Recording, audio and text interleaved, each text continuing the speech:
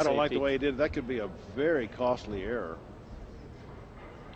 Remember, one man goes home after this match. The other one continues on in the tournament. So this is the big shot here. He's got to get back up somewhere around where the cue ball is now to attack the pink 4 next.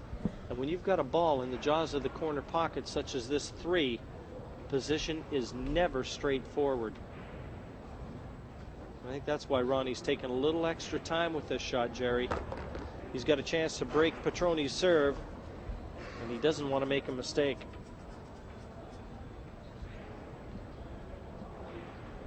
That 3's on the rail, but he's going to have to draw back. He would like to be able to spin around 2 to 3 rails, but he can't because of the traffic. Yeah, there's no way he was going to risk doing that. This was always going to be straight back, and what a great shot from Ronnie there. No applause, but believe me, that deserved it.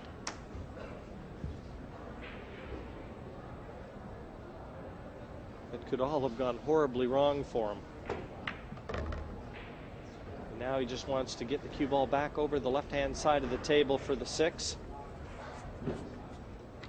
This is the chance he patiently waited for.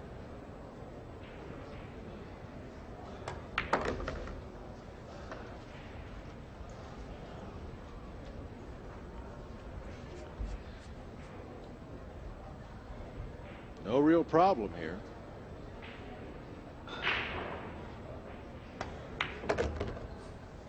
He has to keep his mind on the job.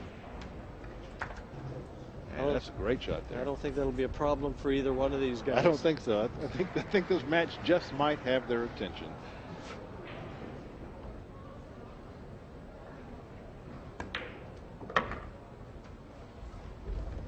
Now, if he's no, he's not that straight. He'll just come off the side rail and back out right about where the 8 ball is.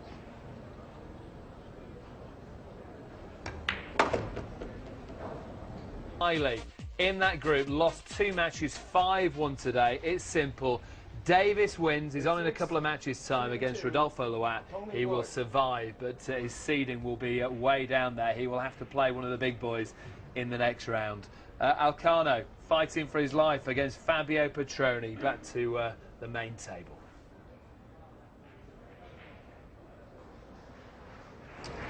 He could really start filling the dirt in on Petroni's hole here with a good break.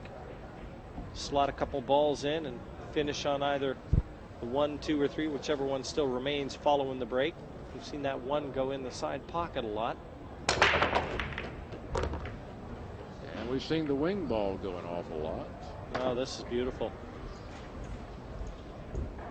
A couple hundred more of these and we could be crowning Alcano as the world champion.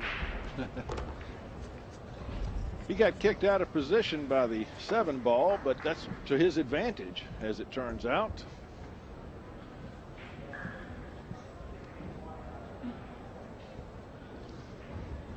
The only man he's got to defeat right now is the little man inside. He's just got to keep his nerves in check.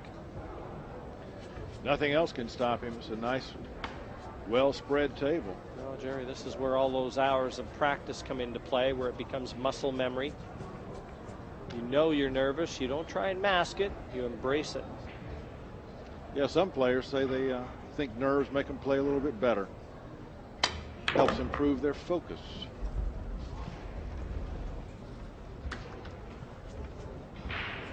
One good shot on this 4 is a long ways away from it.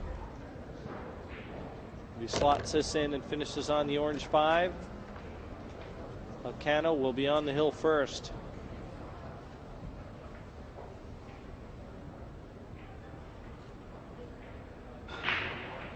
Long shot. Boy, he's a terrific human, isn't he? He's fantastic. I tell you, I've seen him on days when it seems like he's just never, ever going to miss. He always nails his position.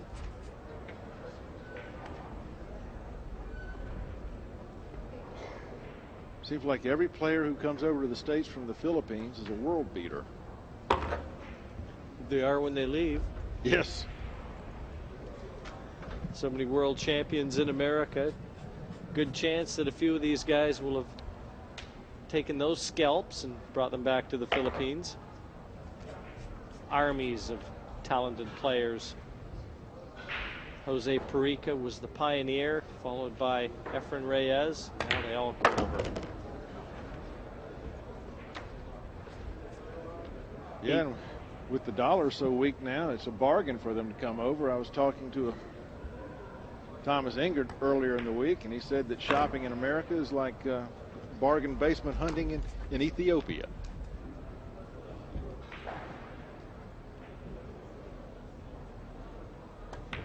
Alcano now stretching his lead out. A 2-game margin over Petroni, 4-2, and he sits on the hill. He doesn't need to drop but one more 9-ball to send Fabio back to Italy.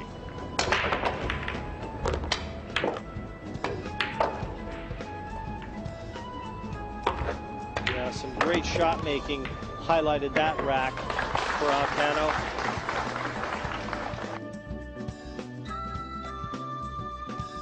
Over on table 2, Osborne of England has defeated Tan.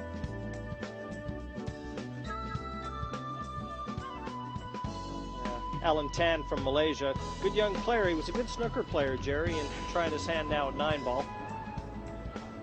This group has finished, and the top 4 men have gone through. The bottom 4 back in the bags. Looked like Kid Delicious squeaked through there.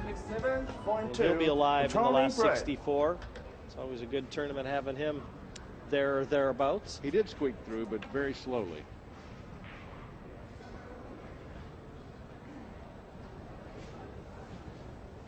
Petroni with the task clearly defined now. He can't afford any more mistakes. 1 and 2 deposited. He's got the 3. And that looks like trouble down at the bottom left-hand corner of the pocket as you see it form up, but it's really not because of the order in which these balls will be taken. They each have a clear path after the lower ball in front of it is cleared. Yeah, I agree, Jerry. I think that Fabio, if he can just get this cue ball back towards the middle of the table and leave an angle, this 5 passes, gets back out in the middle, the 6 is available, and that'll clear the path for the 7. Right. So as you said, the simple fact that the order they're going to be removed allows each other one to pass. So Fabio has to get the job done here, and then he has to hope that Alcano blinks. And Alcano's eyes haven't been moving much.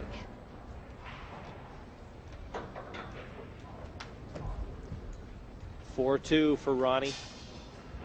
So Fabio wants to try and get that scoreline back to 4-3 and hope for a chance in rack 8.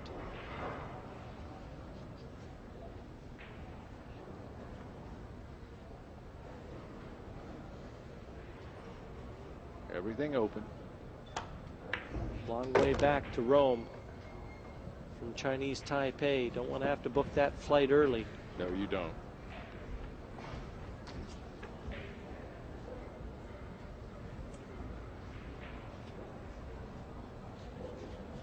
Nobody wants to miss the big event.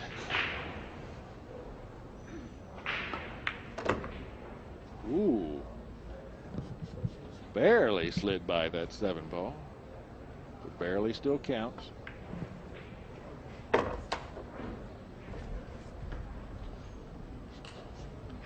Well, he's done half of his task.